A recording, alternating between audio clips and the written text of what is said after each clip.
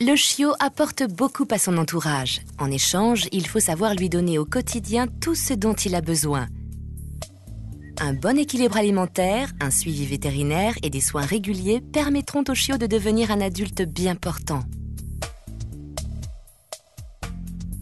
Sur le plan de la santé, le chiot est fragile et susceptible de contracter des maladies infectieuses. Comment protéger le chiot contre ces maladies, les détecter et les soigner? C'est très simple. Il faut respecter scrupuleusement le calendrier des vaccinations et ne pas oublier les rappels. Selon les pays et les régions, différents vaccins peuvent être obligatoires, comme le vaccin contre la rage. Le meilleur moyen de mettre en pratique des mesures de prévention adéquates est de faire suivre le chiot dès son plus jeune âge par un vétérinaire. Établir une relation de confiance avec un spécialiste permet d'éviter de nombreux problèmes.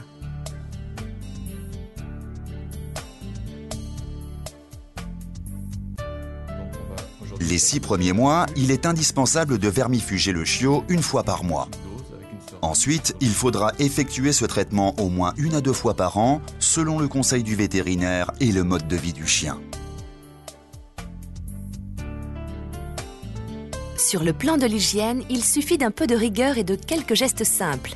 Encore faut-il que le chiot apprenne très tôt à les accepter. Le brossage du pelage doit devenir une opération régulière.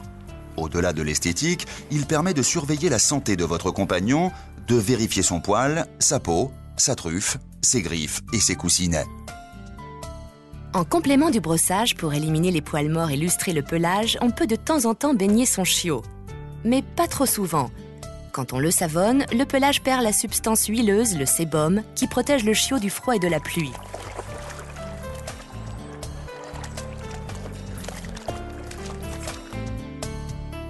Il est aussi très important de surveiller les yeux, les oreilles et les dents du chiot et de les nettoyer régulièrement.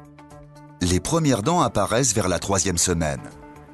15 jours plus tard, le chiot compte 32 dents de lait qui tomberont entre le 3e et le 5e mois pour être remplacées par les dents définitives. La taille des dents augmente considérablement entre la dentition de lait et la dentition définitive. Chez certains chiens, elle est doublée. Cette profonde métamorphose a une grande incidence sur la nourriture à apporter au chiot. Il faut suivre de près l'évolution de la dentition et veiller à ce que la taille des croquettes corresponde bien à la taille des dents. Au moment du changement de dentition, il est fréquent que le tonus général faiblisse légèrement. On peut alors voir retomber les oreilles des chiots dans les races où les oreilles sont dressées, comme les bergers allemands. Pas d'inquiétude, en général, tout redevient normal en quelques semaines.